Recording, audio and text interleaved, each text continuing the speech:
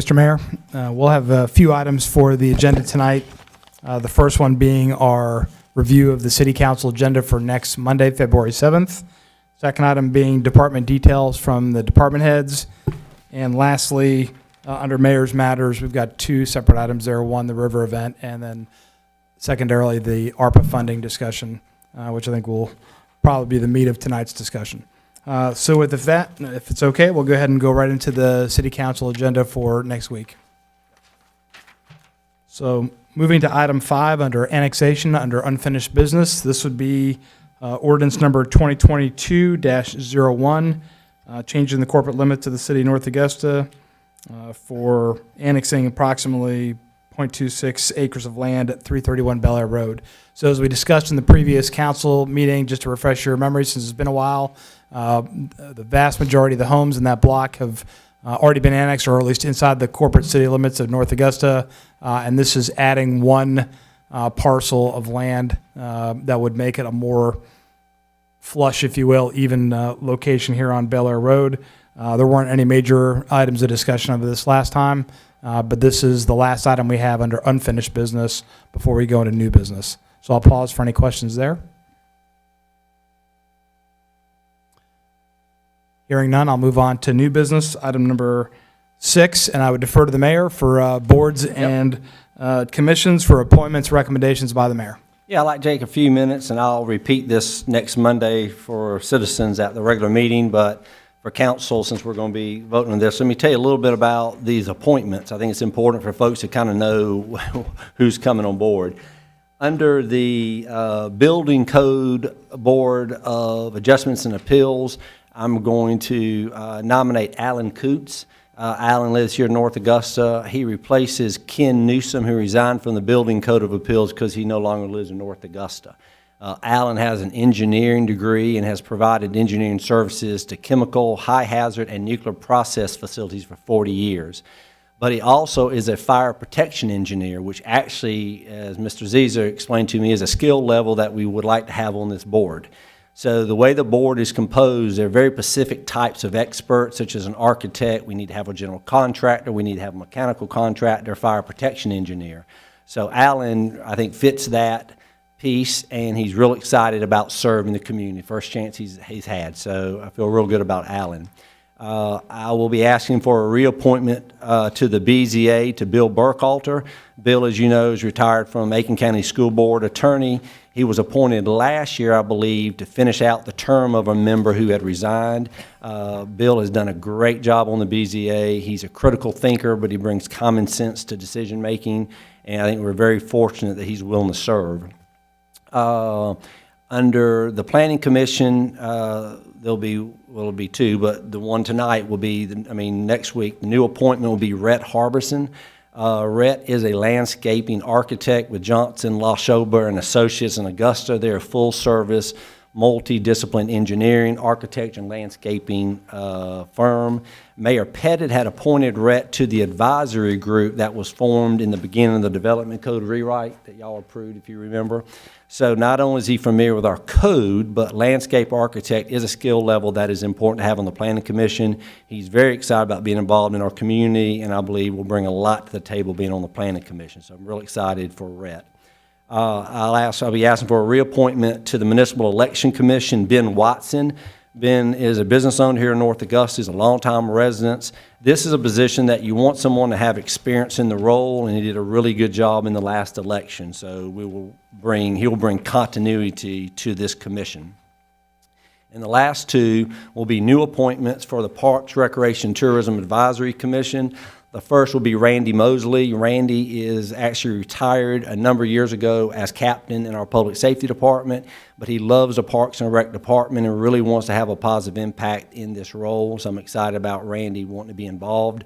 And the other person is Steve Ethan. He and his wife Abby have children who are very active in our recreational program.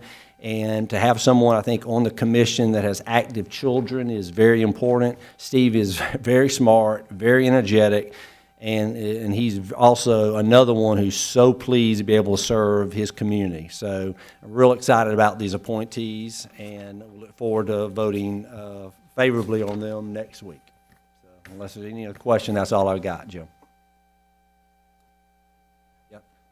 Let's try that again. Thank you, Mr. Mayor. Item 6 is complete. I'll move on to item 7 on the proposed agenda under planning and development, which would be resolution number 2022-05, the agreement between the South Carolina Department of Transportation, the City of North Augusta, and the Augusta Regional Transportation Study. So in very broad terms, what this resolution is to move forward on the Georgia Avenue traffic calming study. So there are a number of portions of this. This has got some funding mechanisms in there from previous years. It gives a funding cap on what I'm allowed to authorize on behalf of the city, and it essentially, with those guardrails in place, vests the city administrator with the ability to move forward on signing arrangements and agreements to move forward on Georgia Avenue traffic calming, which will be a precursor to any other major updates to Georgia Avenue in regards to traffic improvement measures on that road.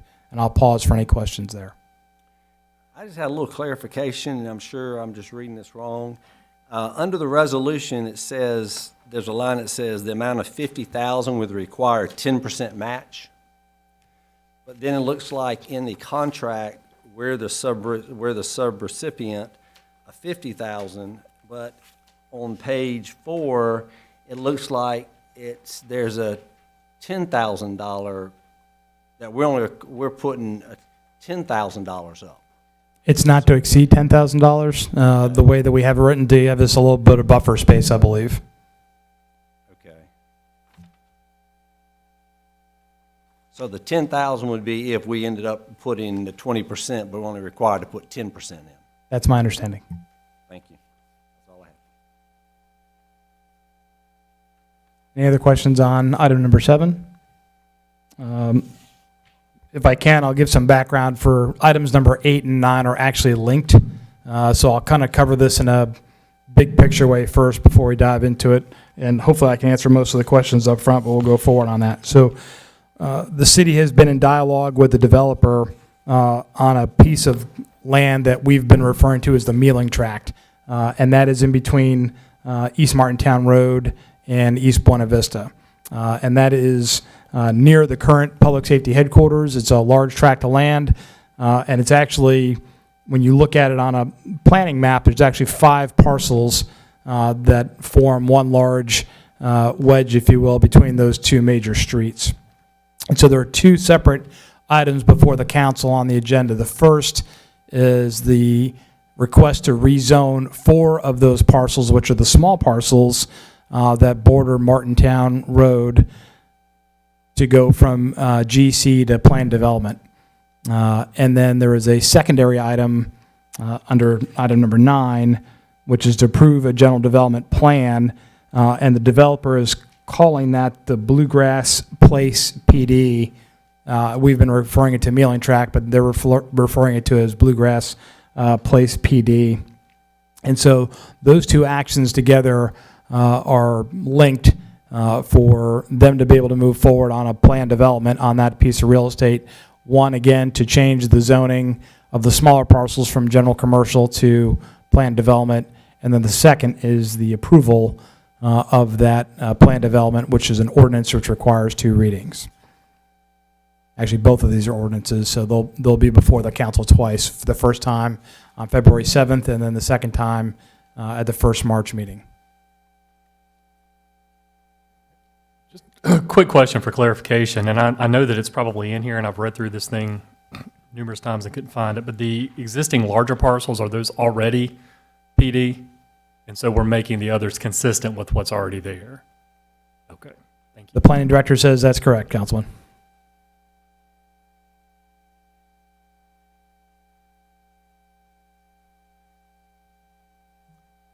So again, those are items 8 and 9. If there are any, I'll pause here for any questions on either of those 2 items for review. You've got some maps and the actual ordinance laid out in your staff packet for you. Jim, Yes, sir. looking at the map, I don't know what page this is. Whichever one this is. Can't see a page, but the proposed. I mean, it looks like I see senior living, single family. What is the multifamily going to be? Is it apartments? Is it townhomes? Or is it? It's on the one next to the left of it. Right, but it just says multifamily. On the A, it said, I can't even hardly read that. I think it's up apartments. There's a breakdown, I say that. You see it? Yeah, I can't read The second page of Councilman- attachment 9. I'm sorry, Mr. Paradise has informed me that's a mixture of both townhomes and apartments in the Okay. multifamily. But multifamily is listed as pure apartments. So you'll have townhomes in there in a different portion of the PD, and the apartments would be the multifamily component. There's Okay. on page that says there'll be 2-bedroom units and 1-bedroom apartments Okay. on page 36.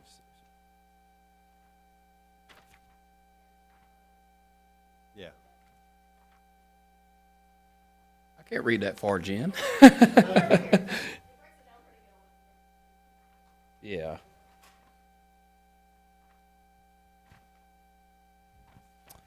So the developers there have been in dialogue with the city. They've also been working with Cranston Engineering on this project, and the planning department, along with administrations, had multiple planning iterations with this group. And again, we think this would be an improvement overall for the city and for that portion of town as well.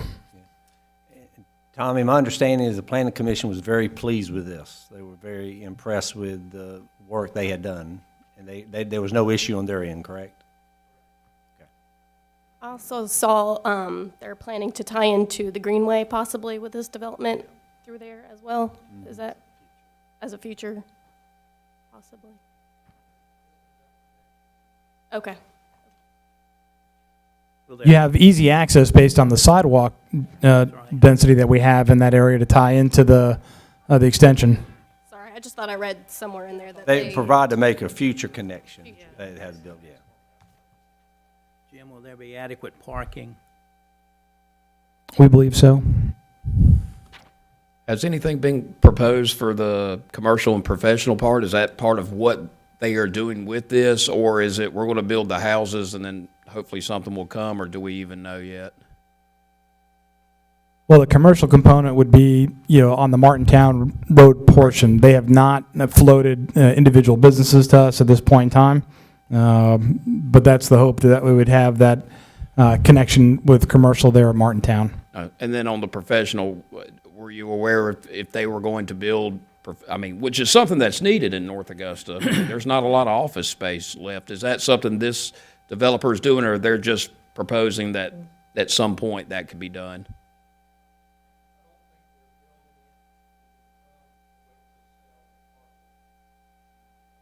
Okay. Thank you. A big project.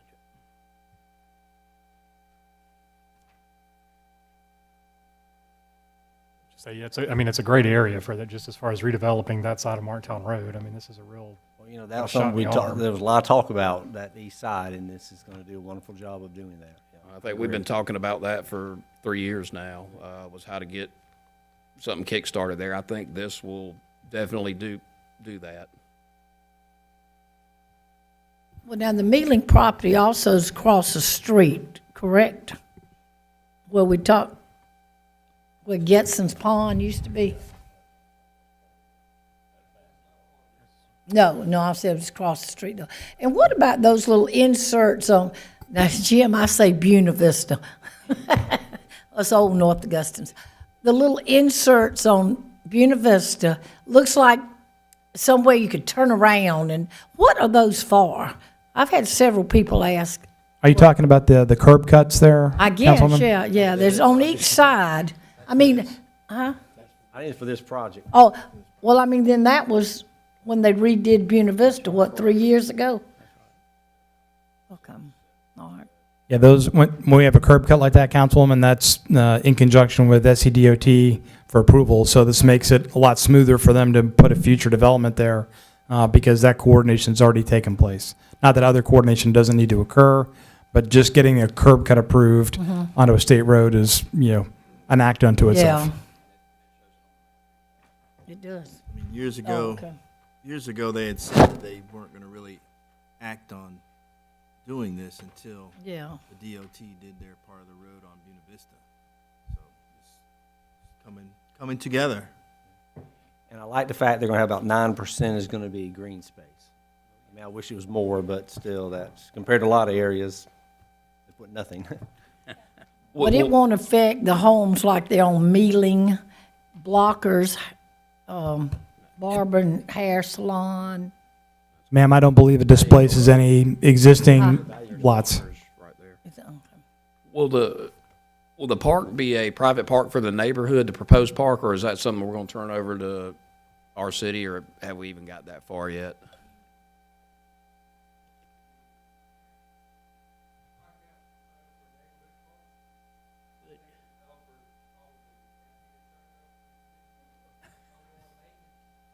Do we want that, Rick? Yeah, look at Rick shoot, hollering. Rick, do we want that? We think it'll make for a great neighborhood park, Councilman. Well, I just think it's great. I mean, I know we've had some discussion about, including, bringing parks back into neighborhoods. So I think that is a win-win. Last question I have probably for Tommy is, I'm assuming that as far as, because we've had a lot of other issues with traffic studies, so they have evidently done a traffic study already. And again, going back to the planning commission, they were, everybody, y'all staff is comfortable with that traffic study and that build out and no issue on that end, right? Okay, good. That's very important. Well, in talking about the traffic though, at North Augusta Ale, because now they're lined up. I mean, will that affect the mommies and daddies coming to pick up and let off in the mornings? Goldman. Yeah, is it tying into Goldman Street? That's what it looks like on the map. Okay.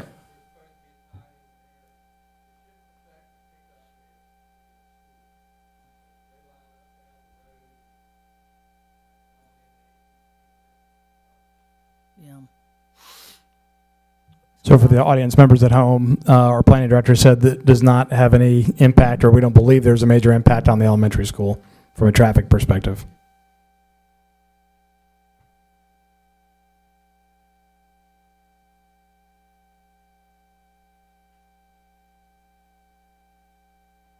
Any other questions on items 8 or 9? Okay. With that, I'd like to move into item 10 under finance, which is resolution number 2022-06, approving the annual assessment report and amendment of the assessment roll for the Ballpark Village Municipal Improvement District and confirming the collection of annual assessments therein for the 2021-2022 assessment year. And so for this particular topic, I'm going to ask our finance director, Cammie Hayes, to come forward and give you an update for this annual requirement that we do.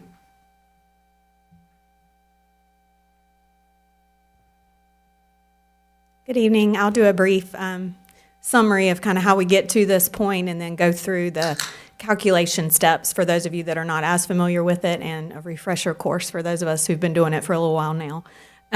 So this document is actually prepared in conjunction with a third-party consultant. It's MuniCap. Y'all may remember Thad Wilson. He was very involved with the Riverside Village project from its beginnings. Our bond counsel, Pope Flynn, they've also reviewed this document and they sign off on it and the resolution, and Kelly has also received a copy of it to review prior to bringing it for your consideration. In order for us to add the mid fee, which was adopted by ordinance in conjunction with borrowing the bonds for Riverside Village, this was a portion of the backstop for the tax revenue piece of the financial model. So in order for us to add those fees, we have to bring forth a assessment roll to you, a revised one, based on the values of the properties every year. So we will do this every year that this is in play.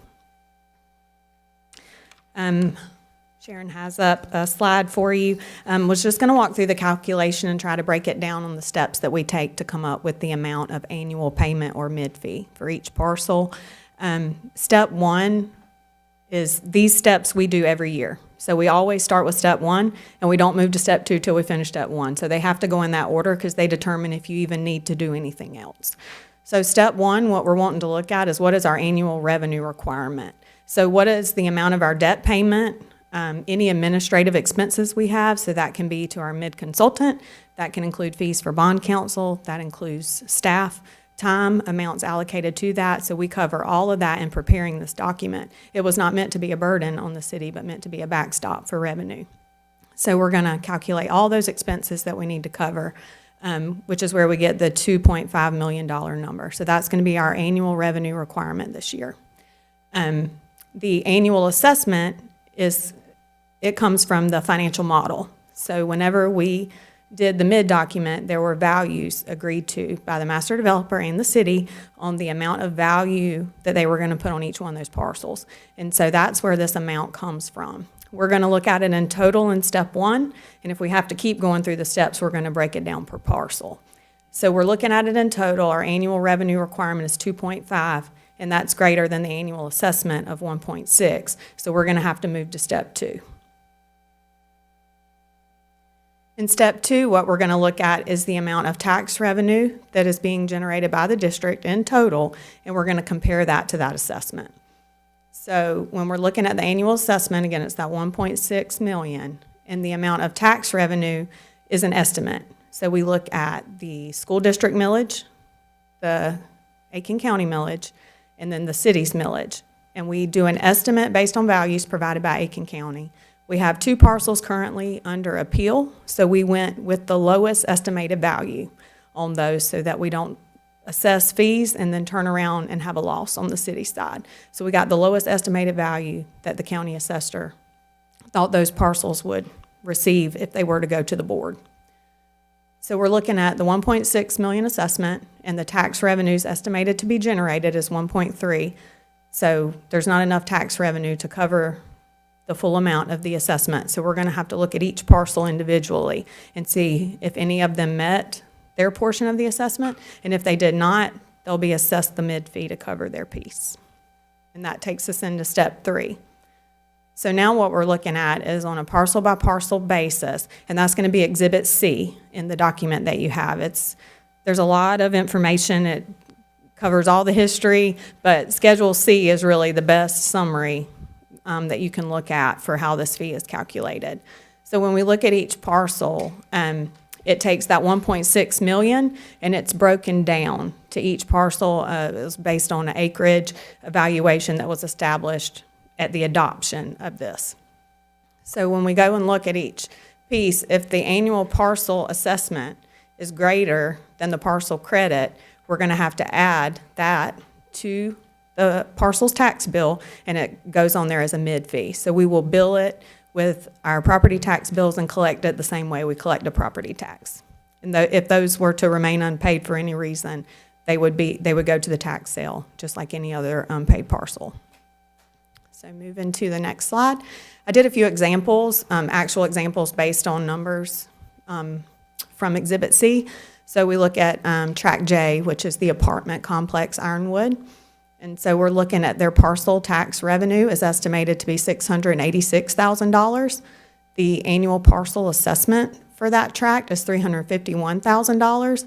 And because their tax revenue is greater than their assessment, they will just pay their tax bill as is. There will be no additional annual payment or mid fee added. Next slide, please. On the other side of that, we'll look at Tract K, which is currently a vacant parcel. And so that parcel's assessment is $422,000, but the land is only generating around $20,000. So we will be adding over $400,000 to that parcel tax bill as a mid fee to be collected with their tax payment. We had 6 parcels that are not going to require an annual payment this time. We have 13 that will. After you adopt this if you adopt it on February 7th, we will add it to the Riverside Village bills on the 8th, and we'll get those out to the developer. Are there any questions? So as Cammie said earlier, for our new council members, this is exactly the process we went through last year as the finance department generated, in conjunction with our advisors, the mid requirements for these parcels. So this is, I hate to say copy paste, the numbers aren't exactly the same, but the process is the same as moving forward on doing these assessments for mids on the parcels. And by and large, what you're seeing is a mid fee on the undeveloped parcels in Riverside Village. Good job, Cammie, thank you.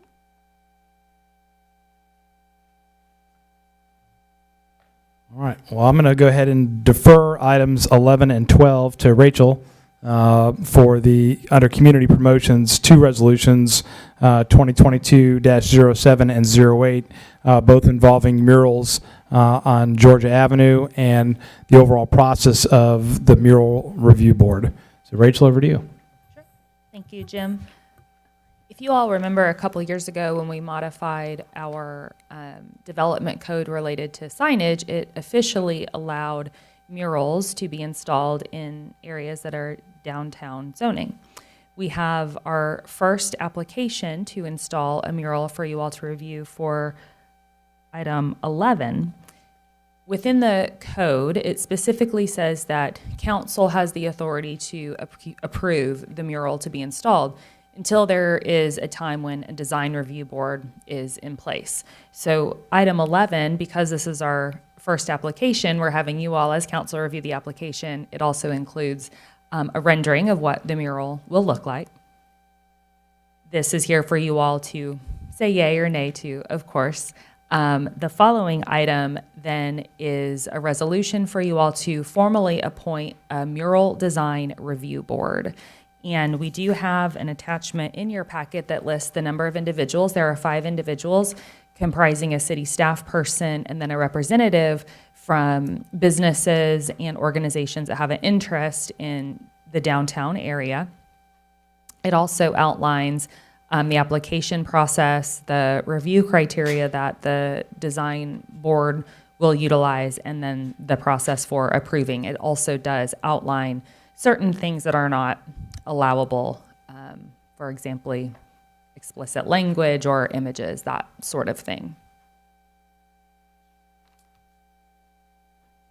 So we can take these one by one if you like, but that's the general overview for both of those items. I will say item number 11, the application that you have in front of you, this is a really cool mural. I think personally, I know that the building owner has an interest in having this up for or around Valentine's Day as well, because it kind of goes with the spirit of the holiday and for downtown. And it stays up forever? Yes, ma'am. It stays up until such time that it is deteriorated and needs to come down or is no longer desired to be there. What building is, we're 429, I know Mel this is Lambert. who? Bevel Edge, Mel Lambert. Oh, okay, She put a facing the lot of church. effort in trying to come up with a mural that would fit, knowing the church was right there. Yeah. I think it does. Yes, and She's beyond it does. excited about It does face the church, and so based on the rendering and in discussion with her, the portion of the building that has the frames currently affixed to the building will stay, and the mural will go next to it. But this is a mural, the love. I mean, it almost looks like me, peace, brother. You know, Peace and love. has the church seen this too? I mean, I don't know if the property owner has shared it with the church. She Yeah. may have. I don't know. If I mean, Tom- but I don't know. I like this, but then I don't know. You know, when the Snow Cap built theirs and or painted theirs, it sort of went along with the Snow Cap, the hot dog, and what did she say? And the girl who owns the shop is a very dear friend of mine. What this other than just love? What I mean, I'm sorry. This is love, different. I think if it's perfect next to a church. You do? Yeah, as a Christian. There's Peace and just love. something there about it. I don't know. I don't. Well, love I and think it's peace, great. but I don't. We're going It's by up for forward. us. That's why it's Yeah. here for us to look at and approve or disapprove. So. Well, I guess I guess it goes back to in the 70s day, you know, with the peace and peace signs and things. To me, when I first see that, that's what I think of. Well, look You know, at it. peace, brother. Look at it this way. You could add to it. You could say, love your city, your neighbor. Well, yeah, that's what I said. To me, if it was something added to it Each No, what I'm saying, each added person to adds it. That's their- what I'm saying. Right. Everybody's gonna look at it different. I guess. Because that's the first thing I thought was love your city. Now, going to church, love your neighbor. Well, I don't guess I looked at it that way. I don't know. I mean, it's all, but I'm gonna go by and talk to the owner myself. It's not, we're gonna vote on until Monday, so do your Yeah, homework. yeah, I got to find time. Ms. Pat, Yeah, I talked to the guy who came up with this idea, and we talked about, he I really know, wanted yeah. to come up with something that was You know, simple. I think what you're seeing, and it's good, it comes with the very first one, is exactly what you're gonna have with any mural, you're dealing with art, you're dealing with First Amendment, freedom of speech, and you're dealing with censorship. And that's why I would suggest to council, the sooner you can get this to a committee to decide on rather than you, the sooner you want to do it. That's why we're Right on, approving that next week. Right on, brother. Okay, Yes, exactly. well, I just think, like I said, and I guess like y'all saying, it's just whoever looks at it and what you think. But I would love to see things that would go along with North Augusta, like not the jacket club, but just something that when you look at it, hey, that's North Augusta. And I guess I just, Well, the and I exciting love North The Augusta, fact but that in the code, now we have that ability for that to happen. See, before, we didn't have it happen. Yeah. I think it's fantastic is, we've got a lot of other walls and buildings that now can do exactly that. well, see, Carpenters, we've got one that I've talked about that too, the brick wall facing George Avenue. But I don't know. I'll go by and talk to her. Rachel, thank you. You put a lot of work into this, and I tell you, to me, this is another arrow in our quiver for revitalization of downtown. Because I'm telling you, we saw it in Newberry, when people see murals in their downtown, it makes people feel connected to their community. The Coca-Cola And just, bottle. I think it's very positive. Well, I'm excited about it. And Mayor, that's what I'm sort of saying, is you feel connected to the community. Something that's, we go back in history and bring that, hey, 10, 20 years ago, I do remember this, or 30 years ago. But I know I'm for the murals. I am. I think that would be great downtown. We're a council about love, Pat. Yeah, we are, and I love this city, but that's not what, when I first saw it, I thought of love. I mean, That's why it's art. It could be a purple wall. Yeah. I think it already is purple.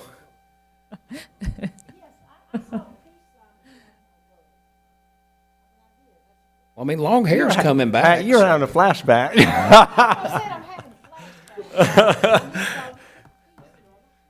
I mean, long hair is coming back, so. Pat, you wear your bell bottoms next meeting, okay? Those are back too.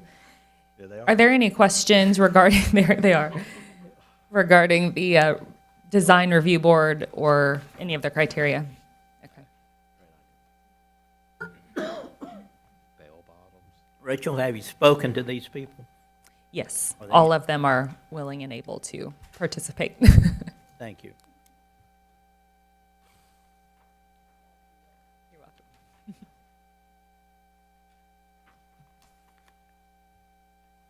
If there are no more questions on that topic, we'll move to item number 13, which would be ordinance number 2022-04, to approve an amendment to the master developer agreement ordinance first reading.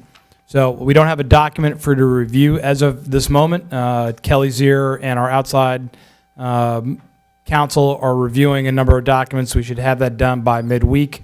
But our intention is to put in front of the council, in very broad terms, a one-year extension for the current master developer agreement that we have.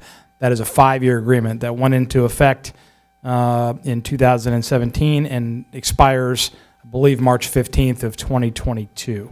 So it's important that if we are going to move forward to extend that document, it has to be done prior to the expiration date. And looking at the council schedule, to get 2 readings in prior to that date, I have to get that in front of you all for both the council meeting in February and the one in March as well. And based on the advice of our outside counsel and also in conjunction with our city attorney, we believe the best course of action and way forward at this point in time is to move to a year-to-year agreement for the master developer agreement, as opposed to entering into another long-term commitment until such time as we have some level of assurance that building will continue in Riverside Village. So with that, that's all the comments that I have from a staff perspective, but I'll certainly be happy, or Kelly, to take any of your questions on this particular topic.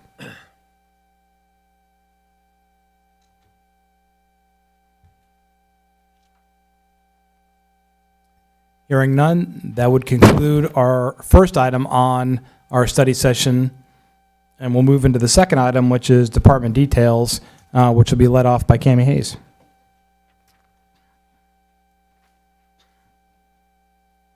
For finance, this week we have a disconnect for cycle 2 on February 2nd and February 3rd, and then we also have a due date for cycle 1 on February 3rd.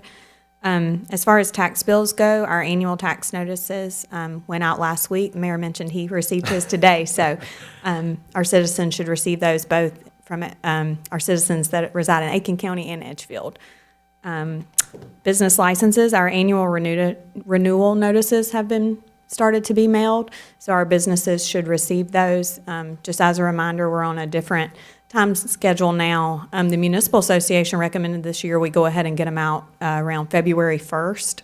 The Municipal Association is hosting an online payment portal for businesses who want to pay online, specifically for businesses who want to pay all of their licenses in South Carolina at one time. So for a contractor example that does work in multiple cities, they can go to this portal and pay City of Aiken, City of North Augusta, City of Charleston all at one time, and then the revenues would be distributed to the individual cities. It is required that we participate in the portal as part of the Standardization Act, but it does not have to be the only way that we accept payments. If someone wants to pay on the portal, we need to allow that as part of the standardization. Do we notify them, or did MASC send something out about the portal? Did we do that? We are not required to do any notification related to the portal. I believe the Chambers of Commerce, who kind of push for standardization of business licensing, are notifying all those in the community that are mostly impacted by that. In the business community, we can put a link on our website to the portal. Again, we're not required to do any of that, but we can.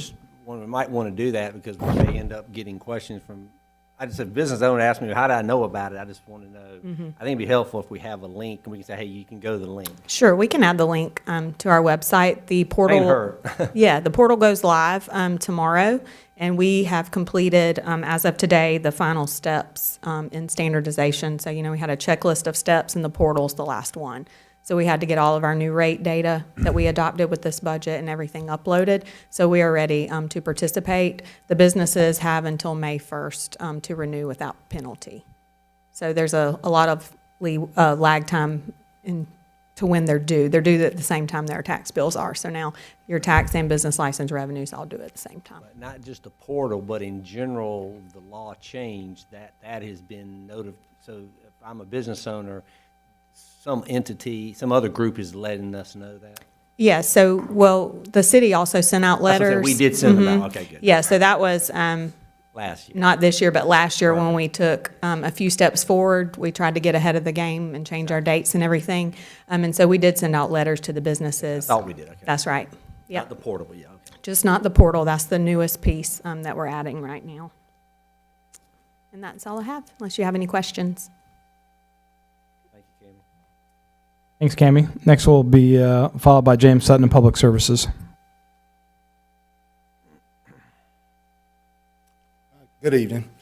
To give you all an update on the material recovery facility fire that occurred on November 25th, which was this past Thanksgiving. We're still waiting on the insurance claim for payment purposes so we can reestablish some of the equipment that was damaged.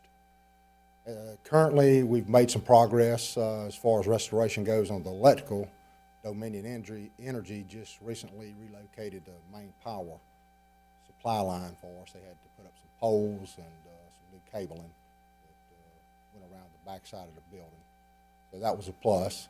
And we're also working with the electrical contractor that's going to come in and restore some of the lighting inside of the main warehouse area. so we can reactivate the baler so we can go back to baling some of the material. Because at this time, we're selling loose material to our purchaser. But with that being said, we're kind of confident that our year end on our revenue projections, we're going to meet those, and also the same for January. And I may have mentioned in the past, we've already reestablished recycling service with the city of Aiken, and hopefully within the near future here, we'll be able to reestablish service with Aiken County as well. Staff is holding up. They are well organized and doing a great job with what they're working with. Any questions? Moving on, we got a new green space beautification project that we're going to start working on at the end of this week in conjunction with Streets and Drains. That'll be Mr. Zeezer's crew. It's going to be located at the end of Center Street between the amphitheater and Smokehouse. I think it's the Tree Plaza. They will be installing some sod in the landscape area, some trees and some shrubbery. In the past, there's been a lot of cars parked there, but it's an ideal location to install some planting material to add to beautification. And in the same, there will be a bench that's going to be placed there and a crosswalk so that they can cross and somebody have a seat at the same time. That project take a couple weeks, few weeks to do, so it ought to add to the final touch in that area as far as beautification goes. And everything that'll be installed will also be, it'll match current landscape within the area. Moving on to utilities, the Skagit Lake Road tank, 1 million gallon tank, it's up by I-520. It's scheduled on the 10th, which is not this coming Thursday, but the following Thursday, to be drained, washed out, cleaned, and it'll be internally inspected. We don't anticipate any problems. We haven't had any on the other sites. Some of the other tanks are a lot older than this one. It's routine. We do biannually, every 2 years. It's just to keep up inspections and quality of water, make sure everything's going well with the tank system. We'll restore the service after 24 hours, take back T-samples, place the tank back into service. During the time, public safety will be on notification, but we will have the water service restored, and they will be just on standby just for notice in case there's a water problem. We can activate emergency connection with other water sources needed. I have a question for you. This is just for my information. That elevated tank, does it have a bladder in it which holds all the water or what? It's a bowl. It's the metal bowl. Primarily. What you see on the outside is the same configuration as on the inside. Okay, so there's no bladder in it. Okay, thank you. Any questions? All right, thanks, James. Next will be followed by Tommy Paradise from Planning and Development. I have a long list. Basically, the Board of Zoning Appeals didn't have any applications this month, so they won't be meeting tomorrow night. Thanks, Tommy. And next over to Chief Thomas for Public Safety.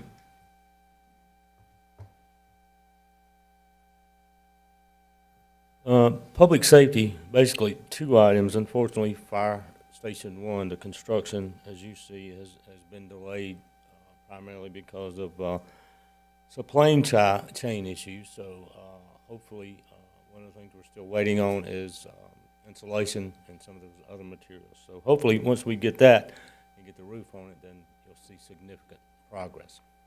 The second thing is, you probably remember I asked you or talked to you about the current system we have in courts and records. We have gone to the state court management system late January, which is going to prompt us and be able to do a system that our citizens can pay online with.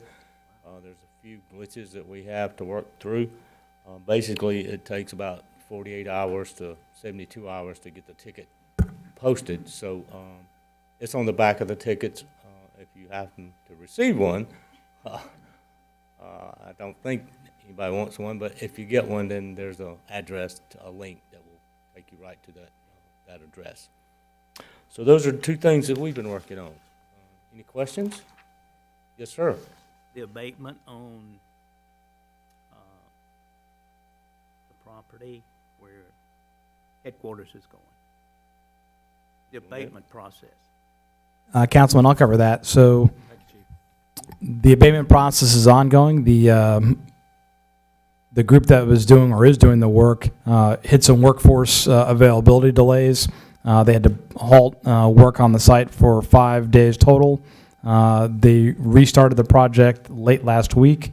What I'm waiting on is from our project manager, Mark Costner, to give us an updated timeline, because I need to be able to give James Sutton and his team, probably about a 2-week lead notice, so we can go ahead and get the city crews in there to demolish the motel.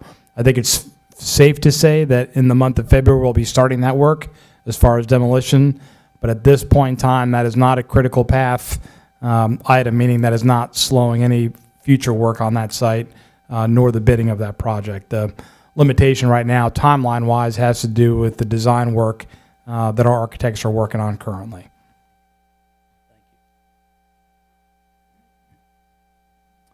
With that, we'll go over to Rick Meyer for Parks, Recreation, and Tourism. Okay. Good evening. PRT staff met with a local organization that has tons of experience working with water, with events on water, and they are very interested in providing their services to help with the City of North Augusta River event. We're looking forward to being on target for an early summer event date. And as soon as their board meets and approves that, then we'll have more details coming forward. But we're on target with the river event for this summer. Also, spring sports registration. I know that has a great sound to it here as we're almost about to get to February. Begins in earnest tomorrow, runs through February the 20th. We'll be looking forward to getting all the kids out of the activity center and outside into Riverview Park. Couple of things. Yes. When will we be able to have a set date? When will we make that announcement? And do y'all have a name for the event? Kind of what's the status? I think in a 2-week period, we should have all that information for you.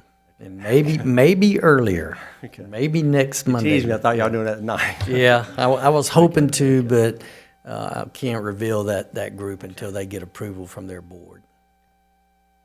Rick? Yes. I assume, as usual, for the people watching at home, you also need coaches to volunteer, along Yes. with referees. Yes. So everybody watching at home. Very good point, Eric. I appreciate that. If you can coach soccer, yeah, Pat does, softball or baseball. I think it's Kevin's turn.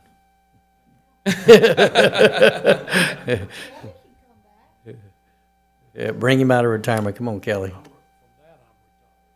Yeah. Yes. Any other questions? Thank you. Last but not least, Tom Zeser from Public Works.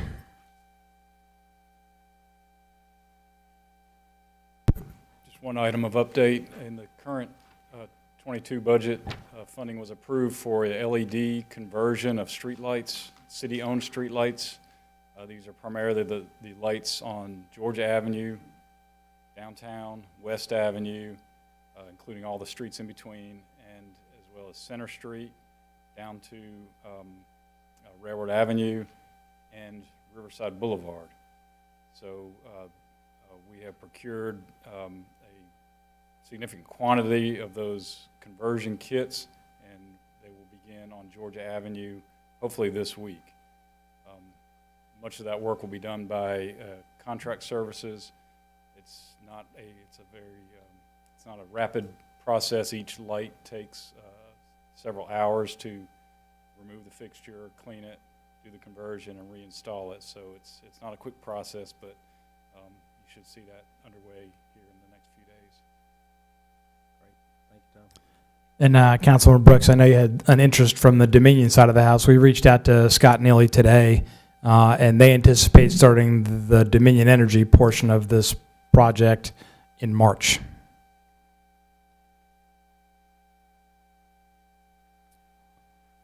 All right, for the City Council, that wraps up item number 2, Department Details, and we'll move to item 3, Mayor's Matters. I'll push it over to Rachel and Rick, although I think we've talked a little bit about the river event already. And then she'll take it back over to me for the American Rescue Plan Act discussion. Yeah, I forgot that we'd had the river event as an item on the agenda, so I encouraged Rick to put it on the department updates for you guys. So if you have any other questions, we can certainly discuss, but we're real excited within the next week or so to give more info. So we'll reintroduce this topic as a study session item at the next study session, so we'll have more information at that time. With that, I'd like to go ahead and move us into the American Rescue Plan Act discussion. So what I'd like to do is I'm going to turn a chunk of this discussion over to Rachel Moody and James Sutton, but before I do so, I wanted to provide some context on the American Rescue Plan Act discussion this evening.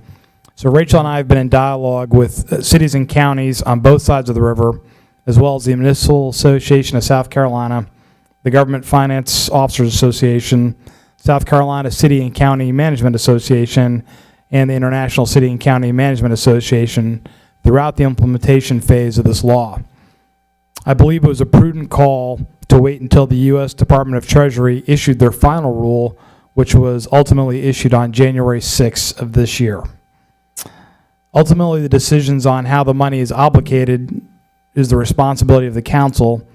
But as we've discussed in earlier sessions, the staff recommendation is going to be heavily weighted in infrastructure spending, and what you'll hear from Rachel and James will reflect that belief. So with that, Rachel, I turn it over to you and James.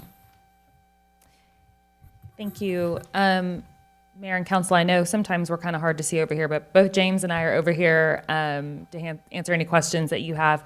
You all should have at the dais a stapled packet of 4 pages. I'm going to begin with this top page here. We have just a series of 4 recommendations for you all for our ARPA, our city ARPA expenditures. Some of you may remember we received a total of $11,871,088 in ARPA funding. Pretty substantial. We've actually received half of that money into our bank account. The remainder we will receive, I believe, October or November. So we have about half on hand. If you remember some of the other study sessions that we've held, we talked about some of the very specific and stringent uses that ARPA law allowed us to spend the money on. Most of us have been doing research over the past few months since those requirements were first announced, but just a few weeks ago, the U.S. Treasury issued their final rule. So previously, folks had been operating under the interim final rule, which was very specific and allowed you to begin the process of spending your money. With the final rule that was issued, there was a few substantial alterations that, frankly, I don't think most people were expecting. And we're here to recommend that we allocate our money according to one of the new rules that they have for us. So under the final rule, as opposed to us performing a calculation that determines specifically how much revenue we lost due to COVID, it's a highly complex formula that our finance department would input, and output would be some sort of calculation of anywhere from maybe $500,000 to $1 million. The new, or the final rule, I should say, allows communities to take, I keep saying standard deduction because it references taxes, but a standard allocation of $10 million for revenue loss. So you can take this standard $10 million revenue loss allocation, and by doing that, that goes directly into your coffers. Primarily, that means general fund, but it essentially means that that money can be spent on anything in government services. If it's a service that we currently provide, we would be able to spend our ARPA money on that. Any money that you have above $10 million, you have to spend according to the stringent ARPA finance guidelines. I'm trying to be careful there with that. We're here to recommend to you, first and foremost, that the City of North Augusta allocate $10 million as lost revenue under this new provision, which would allow us to spend this on general government services how we see fit. This will simplify reporting requirements for us. The reporting aspect of the ARPA funding is quite tremendous if some of you have been reading in the news.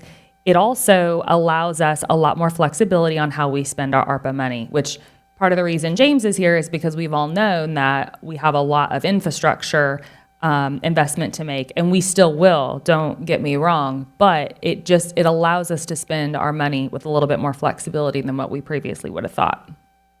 As a reminder, we still can't put this in a rainy day fund, we still can't pay down debt or extraordinary pension contributions, so it doesn't make it quite that flexible. But a really important aspect of using our ARPA money primarily as lost revenue is it allows us to use this money as a match for a federal grant. Traditionally, if you receive a federal grant, you have a match component, and that match component cannot be from other federal funds.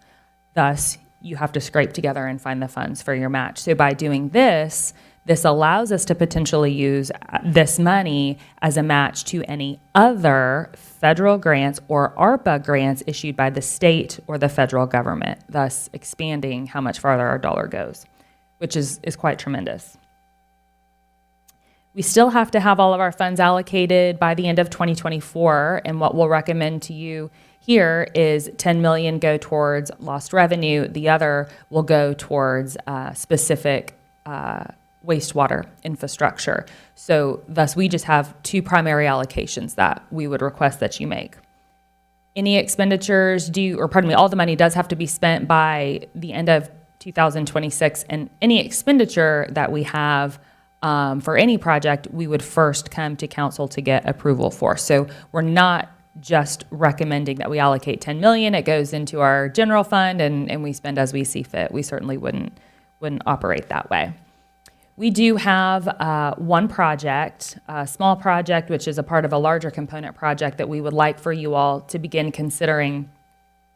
Our goal is by our meeting in March, we would be able to have a resolution where council says that they allocate 10 million for lost revenue and the remainder is for wastewater infrastructure. So if you look at number 2 on the handout in front of you, we have $1,871,088 remaining that has to be spent under the ARPA guidelines that can't be considered lost revenue. We're here to recommend that for sewer infrastructure that is allowable per not only the interim rule, but also the final rule. We have a larger project called the Southwest Interceptor, and it's a rehab of a very long sewer line. As part of this, we have discovered an imminent need to repair a smaller portion of that. You'll see here, it is a very substantial project, $3.935 million for the Southwest Interceptor line. The very small portion represents about $190,000. This is an imminent repair that really needs to be made probably within the next 90 days, I think is what we'd estimated. This would allow us to get that underway, and then we can go ahead and plan to do the full line. If you turn to the second page in your packet, you have a very brief background on the Southwest Interceptor and the project itself. This is for the full $3.935 million. The third and the fourth pages of your packet are very specific details and pictures of the ASAP repair, if you will, the $190,000 that we recommend to be done first.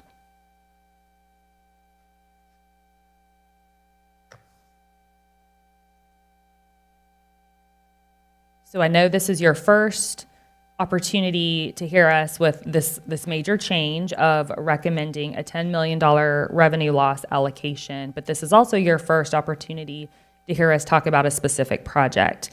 This isn't a new project necessarily to us, nor should it be for you or voters. The interceptor lines were included as part of Capital Project Sales Tax 4. I believe we have $3 million total that was set aside in CPST 4, and as you can see, that doesn't go nearly far enough to cover everything that we need. But what this does is it allows us to undertake a project that is known to you all, is known to the residents of our community, and frankly to our utilities folks as something that's pretty important, and clearly one section is an imminent need. I'll pause there. I feel like I've given you a lot. So what you want us to do is basically the project is gonna cost about 3.9 million. Of that 3.9, we're gonna use the 1.8 million within the guidelines of the ARPA. And that's gonna, the different shortfall will be 2 million, and that is gonna come out of the 10 million, that's part of lost revenue. That's correct. Okay, and that's the main piece we're gonna be doing in March. That's correct. Okay. We wanted to introduce it to you tonight so we have ample time to have individual discussions, council discussions at study sessions, et cetera, before we have you take a first action on spending the ARPA money. And these projects are, James, you've been working on this for a long time, and this is very much a needed issue with these interceptors, so. Most definitely, yes. Yeah. James, I'm assuming all that's the old terracotta stuff. I mean, I know my house in Hammond Hills had, pipes that were tied into it. So we're not actually going to dig this up and replace it. Will it have that lining system where it blows the lining in? Is that what we're looking at doing? Yes, sir. It'll be a 10 mil lining system. We do, I think that Councilman Brooks, a month or so back, questioned about the manner in which we're going to replace the River Oaks line. Right. And at the time, we were anticipating excavating in place. We've met with several contractors since, and they feel confident that they're going to be able to save us some money by relining. Oh, yeah. But in this section of pipe down at River Oaks, we are going to have to excavate 3 points and make repairs to those so that the liner can pass through and we won't have any rear problems and can move forward from there. Yeah, that's what I was going to ask. I'm looking at the pictures that Rachel provided here, that the bottom left one, I mean, as bad as it looks, to me, it seems like it would snag. So there are areas we are going to have to dig up, but we're not replacing the whole thing. That's correct, yes, sir. And these are some of the original pipes that Oh, yeah. were installed back in the day. And I mean, I'm assuming this stuff will hold up to tree roots or anything. Oh, yes. Okay. It's a new pipe inside of a pipe, so. Sounds good. Thank you. So Rachel, the 10 million in the lost revenue, is this something better than we thought was going to happen with this money? I mean, at first we thought we really going to be restricted, correct? That's correct. Initially, through the first guidance received, as well as the interim final rule, there was only about 4 or 5 categories where you were allowed to spend Right. your money.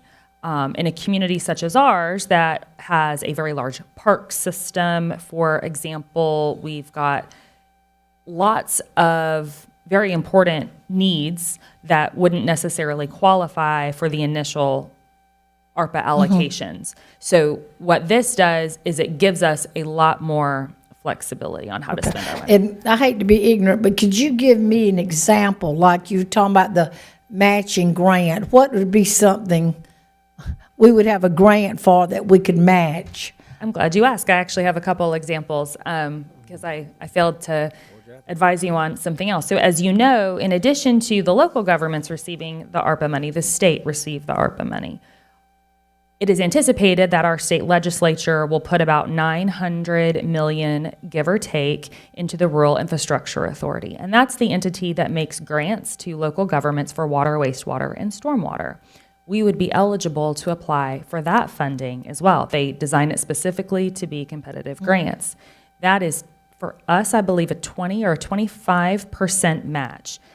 We could then take another project, for example, another interceptor line. We have 2 other interceptor lines that need to be rehabbed. We can apply for funding through them, through the state ARPA money, provide our 20% match through this, and we essentially could have another project by just paying a fraction of the cost. Another example would be there are tourism grants that are available directly through the federal government, not necessarily through the state, that we could apply. They typically have a match, could be anywhere from 10 to 25%. We could use that. That could be for restrooms at the amphitheater, for example. Oh, okay. There's a number of projects. I will say, initially, ARPA money was not going to be eligible to be spent on roads and bridges, like what most folks think when they think of infrastructure. Because we do operate with the Streets and Drains Department and we perform a number of those duties, that's a part of our general government services. We can spend money on that as well with this. So whether it's directly through our ARPA money or we apply for other transportation grants and then we use this as a match, that opens us up for that as well.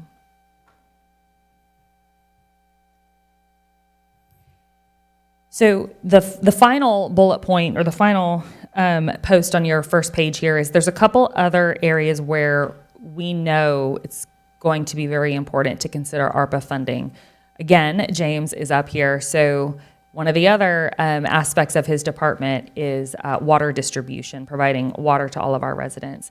There is a very large known project, the Clay Street Pump Station Replacement, and in a very, very short summary, it removes 2 old pump stations to create one that is much more efficient and can pump water in a better manner to all of our residents.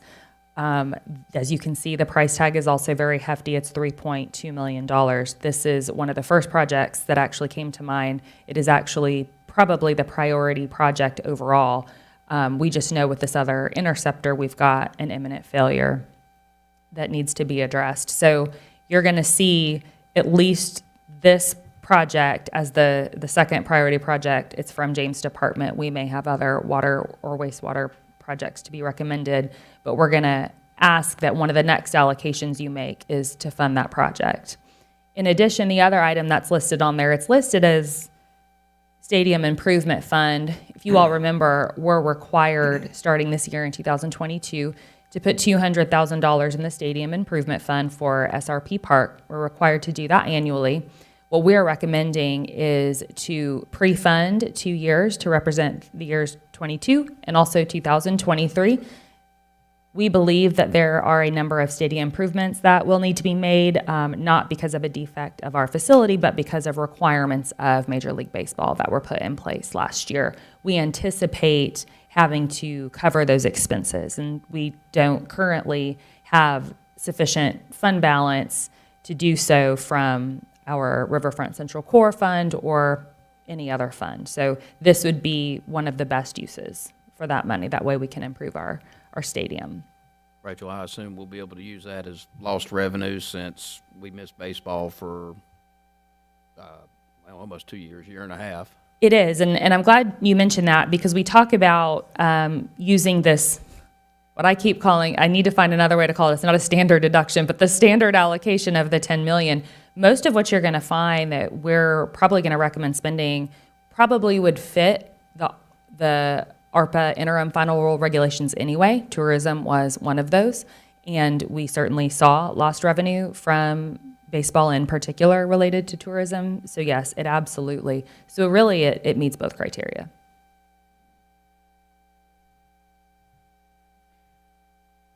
Any other questions for them? Let me just say a couple things. I want to, on behalf of council, want to thank y'all. James, thank you and your team for your hard work in putting this together. You've done a lot of cost estimates and timetables, and I think for citizens to realize that very prudent what we're going to be doing with this money. So thank you for your service.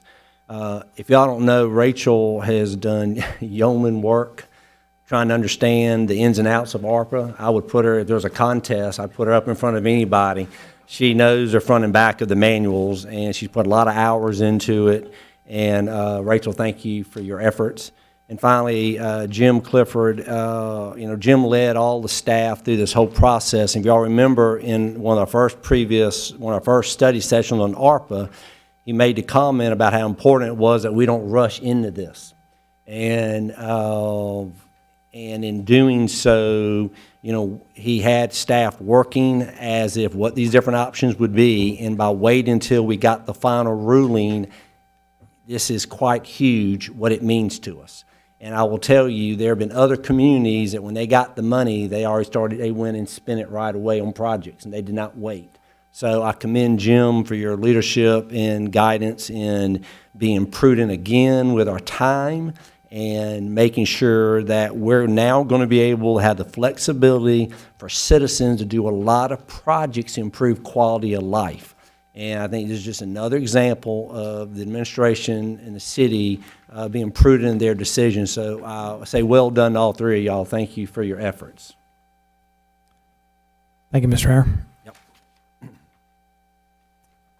Well, subject to any other comments or questions from council, I believe that concludes our items under the study session. I believe there's a comment. Kelly, do we have to read something for going to executive session next? I've got to say a few I'm sorry, Mr. mayor Mayor. comments. Thank you.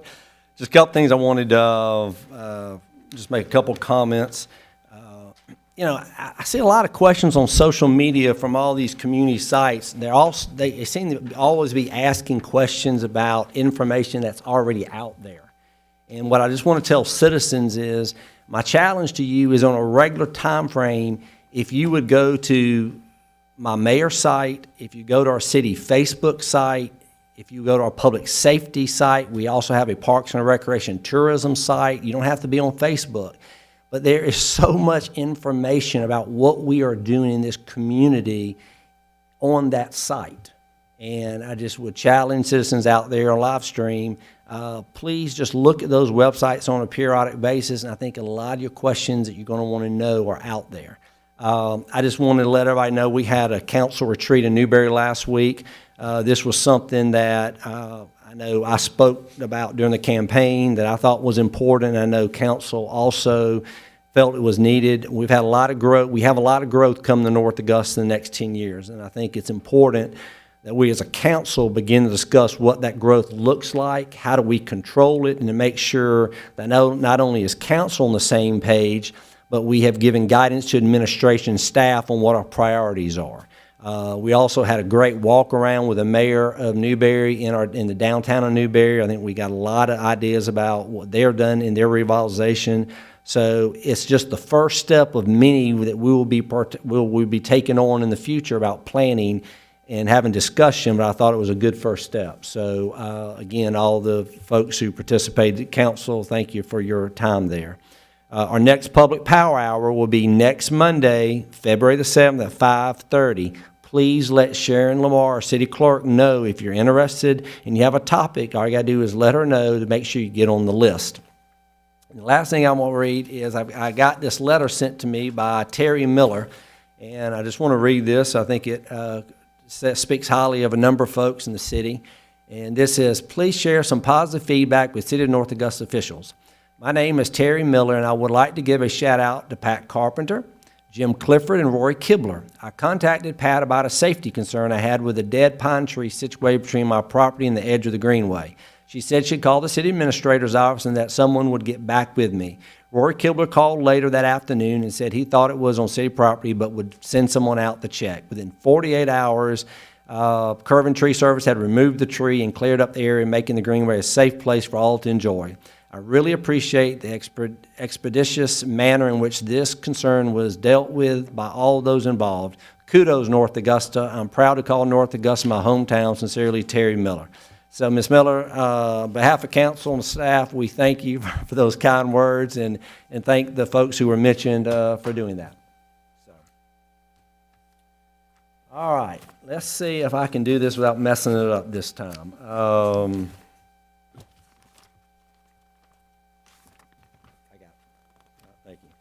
Okay.